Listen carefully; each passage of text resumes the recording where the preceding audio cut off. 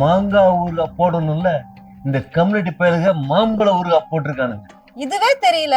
இன்னும் இவங்க வந்து நாட்டுல என்ன பண்ண போறாங்கன்னு எனக்கு வர்ற கோவத்துக்கு பிளைட்ல நீங்க போயிருக்கீங்களா? காஸ்ட்லியான பொருளை லக்கேஜ்ல போட்டோம்னா அவங்க திருடிடுவாங்க. அதனாலதான் பத்திரமா நம்ம கையிலேயே வச்சுக்கிட்டு போகணுங்கிறதுக்காக அப்படி எடுத்துக்கிட்டு போனது. மோடி எல்லாம் கட்ட கட்ட கட்ட கட்ட கட்ட நடுங்கிட்டு கிடக்குறாரு. மக்கள் நல்லது செய்யறப்ப அவருக்கு ஒரு நல்லது செய்ய வேணாமா? உண்மையிலே உங்க தலைவர் வந்து திமுக நன்றி தானே சொல்லணும். உங்க அண்ணிய சேர்த்து வச்சு படம் எடுத்தது முக்காவாசி அவங்க சைடு தானே. அதனாலதானே 2 பேரும் இப்ப மிங்கிள் ஆயிருக்காங்க.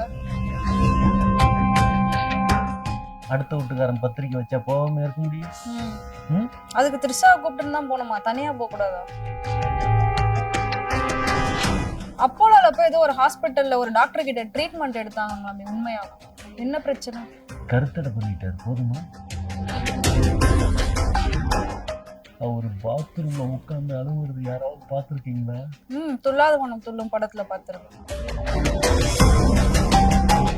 ஒவ்வொரு கல்யாணத்துல கூட தான் ட்ரோன் ஷாட் எடுக்கிறான். அதனால ஊர்ல இருக்கிற கல்யாணம்லாம் நம்ம கல்யாணம். அந்த கல்யாணத்துல 41 பேர் சாவலை. அவரு தானே இப்ப நிறைய உள்ளடி கொடுத்துட்டு இருக்காரு கூட இருக்கிற கட்சிக்காரங்களுக்கும் ரசிகர்களுக்கும். ஹலோ, அவருக்கே உள்ளடி இருக்கு. அந்த மனசுல எல்லாம் ஈரம்லாம் இருக்குல்ல. மனசுல ஈரம் இருக்கிறது ஓகே, இதெல்லாம் விஜய்க்கு இருக்கா?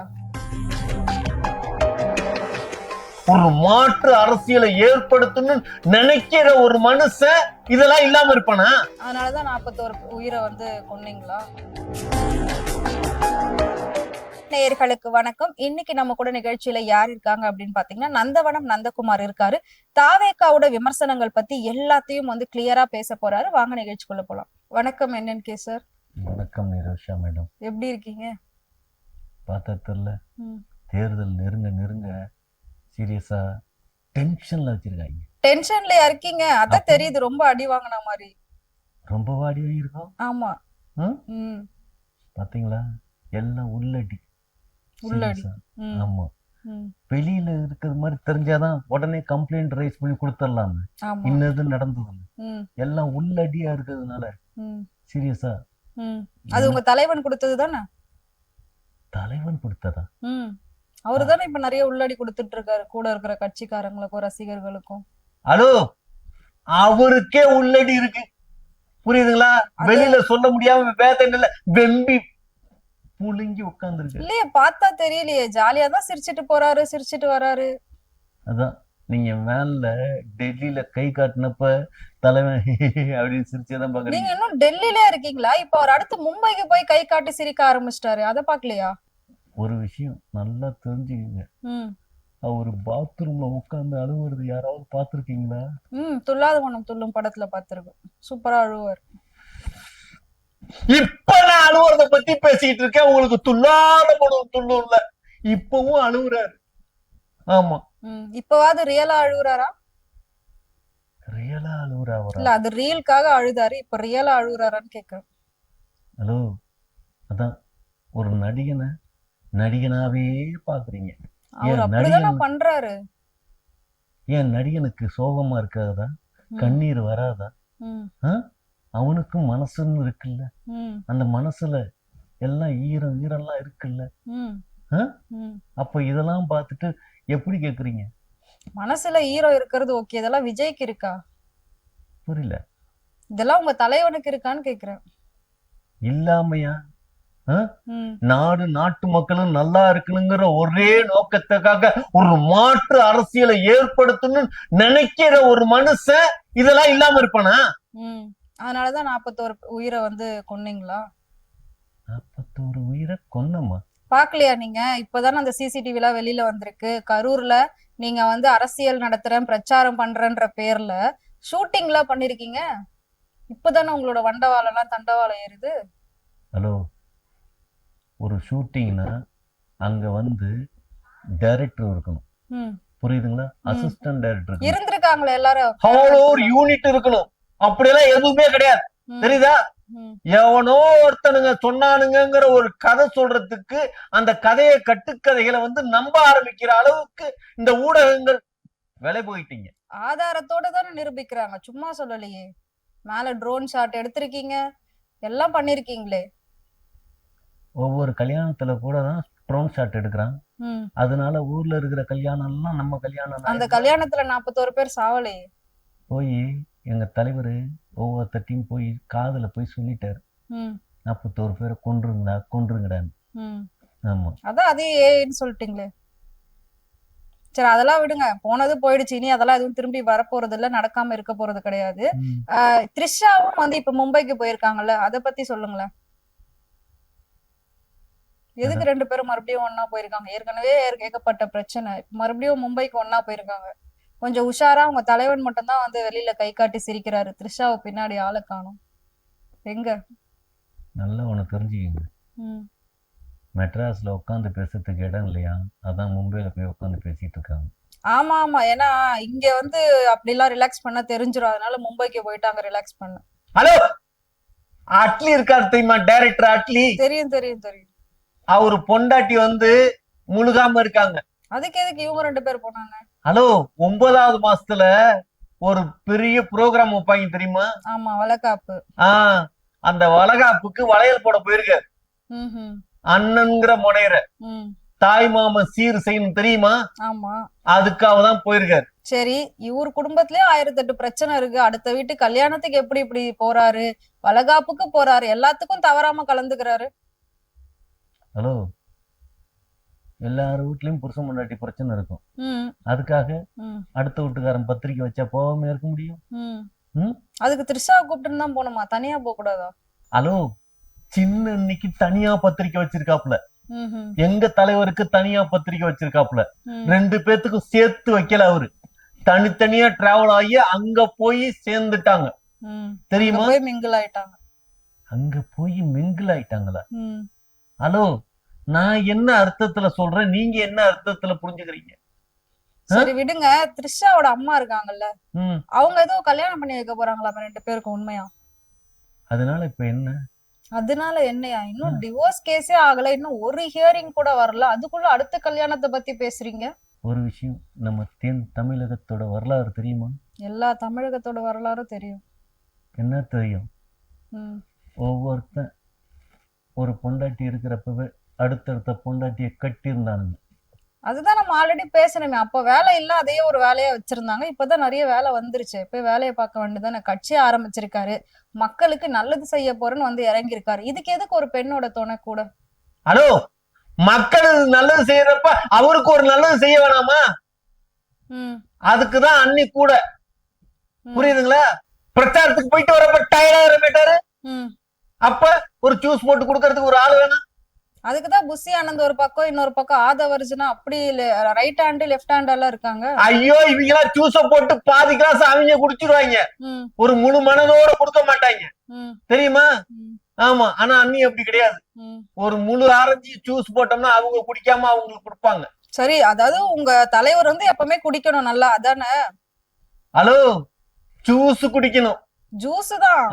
அதான் 20 லட்சம் ரூபாய் பாட்டில் எடுத்துட்டு போனாங்களா, அதானே? புரியல. இத்தனை தடவை பிளைட்ல போறாங்க வராங்க, இது கூடவா தெரியாது இதெல்லாம் கொண்டு போகணும் கொண்டு போக கூடாதுன்னு?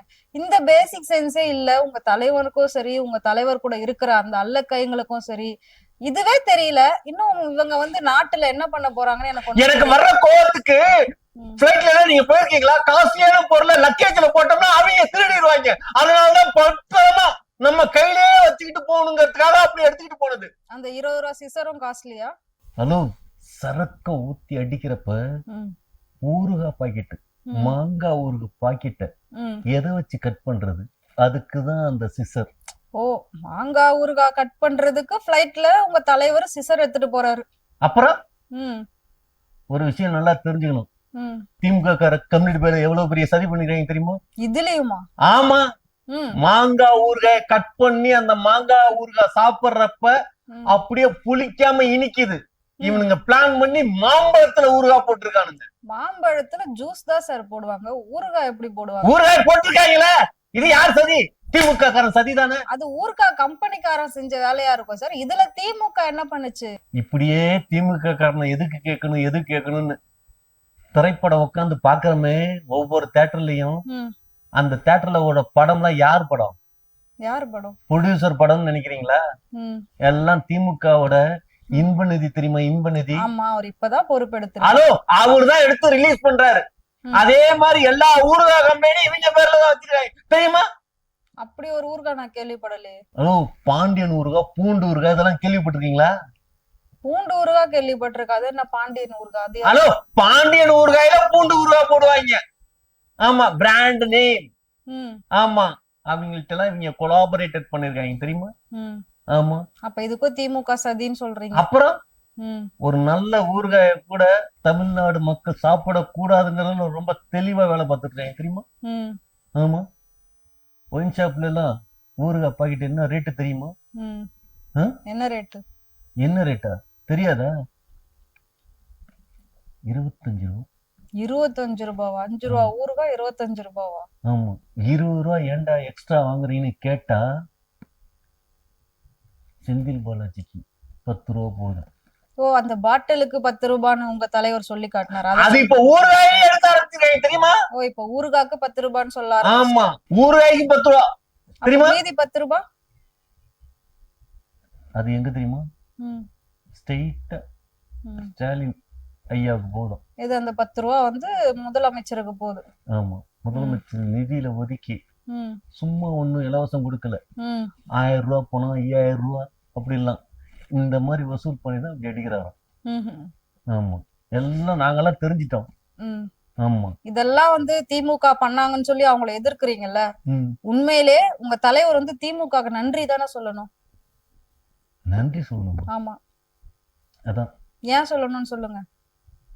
சொல்லுங்க நீங்களே. உங்க அண்ணிய சேர்த்து வச்சு படம் எடுத்தது முக்காவாசி அவங்க சைடு தானே. அதனாலதானே 2 பேரும் இப்ப மிங்கிளா இருக்காங்க. பாத்தீங்களா? அப்ப நீங்க நன்றி தானே சொல்லணும். ஏன்னா இப்ப உங்க தலைவர் ஃபுல்லா அவங்கள புடிச்சிட்டு தானே சுத்திட்டு இருக்காரு. நீங்க சொல்லாம சொல்றீங்க. ஆமா, திமுக காரங்க என்ன வேலை பார்த்தாங்க அப்படின்னு. எது பார்த்தாலும் ஃபைனலா அது உங்க தலைவருக்கு பிடிச்ச வேலையா தானே இருக்கு. ஓ, ஒரு விஷயம், எங்க தலைவருக்கு யாரும் கூட்டி கொடுத்துதான் சேரணும்னு அவசியம் இல்லை, அவரே சேர்ந்துப்பாரு. அது உண்மைதான். ஆமா, இன்னொரு விஷயம் நான் வந்து உங்க தலைவரை பத்தி கேள்விப்பட்டேன். அப்போலோல போய் ஏதோ ஒரு ஹாஸ்பிட்டல்ல ஒரு டாக்டர் கிட்ட ட்ரீட்மெண்ட் எடுத்தாங்களாமே, உண்மையாவா? என்ன பிரச்சனை? கருத்தடை பண்ணிட்டாரு. போதுமா? கருத்தடை பண்ணிக்கிட்டாரா? யாருக்கு? ஹலோ, நீங்க ஒரு கேள்வின்னு கேக்குறீங்க, அதுக்கு நான் பதில் சொல்றேன். அதுக்கு யாருக்குன்னு வேற அடுத்த கேள்வி வேற கேட்பீங்களோ? இதெல்லாம் கேள்வியா? பின்ன யார் பண்ணுவாங்கன்னு எங்களுக்கு தெரியுமே. நீங்க சொல்றது பார்த்தா வேற மாதிரி இருக்கு. ஹலோ, அப்போலோவுக்கு போனாரா? அப்போலோவுக்கு ஆஸ்பத்திரியில ஒருத்தன் நண்பன் ஒருத்தன் கூட பழகினவனுங்க எல்லாம் ஆஸ்பத்திரியில இருந்தா நம்ம போய் ஆஸ்பத்திரியில போய் அவனை பார்த்துட்டு வந்தா உடனே நமக்கு தான் ஆபரேஷன் நினைச்சிடுறத? இல்லையா, அந்த டாக்டரே ஓப்பனா பேசியிருக்காரு விஜய்க்கு இப்படி ஒரு நோய் இருக்குன்னு. அதான் நோயற்ற வாழ்வே குறைவற்ற செல்வம்னு சொல்லுவாங்க. புரியுதா? ஆனா இவருக்கு செல்வமும் நிறைவா இருக்கு, நோயும் நிறைவால இருக்கு, எதுவுமே குறையா இல்லைங்க. அதுக்காக தான் அந்த பிளட்டி பக்கர் கடவுள் இருக்கானே, அந்த கடவுள் பயங்கரமா சோதிக்கிறான் எங்க தலைவனை. அதனாலதான் அந்த கடவுள்கிட்ட நாங்க இப்போ ஒரு கோரிக்கை வச்சிருக்கோம். உங்க தலைவருக்காக நீங்க என்ன கோரிக்கை வச்சிருக்கீங்க கடவுள் கிட்ட? ஒரு விஷயம் தெரியுமா? ஒரே நாடு ஒரே தலைவன். ஆமா ஆமா. ஹலோ, அது எங்க விஜய். ஓ, அவர் மட்டும்தான் தலைவரா இருக்கணும். ஆமா. அந்த ஒரே நாடு எந்த நாடு? எந்த நாடா? ஹலோ, இந்திய திருநாடு. இந்திய திருநாடு. இந்தியாவுக்கே உங்க ஒரு தலைவர் மட்டும்தான் இருக்கணும்னு நினைக்கிறீங்களா? அப்புறம் வேற எவனுக்கு அந்த அருகதையே கிடையாது தெரியுமா? சீரியஸா? மோடி எல்லாம் கட்ட கட்ட கட்ட கட்ட கட்ட நடுங்கிட்டு கிடக்குறாரு. இப்பவே அப்படிதான் இருக்காரு. ஏன்னா 70 வயசுக்கு மேல ஆயிடுச்சுல. ஆனா எங்க தலைவன் அப்படியா? கெத்தா நிப்பாருதான். ஃபுல்லா உள்ள போச்சுன்னா கெத்தா நிப்பாருதான்.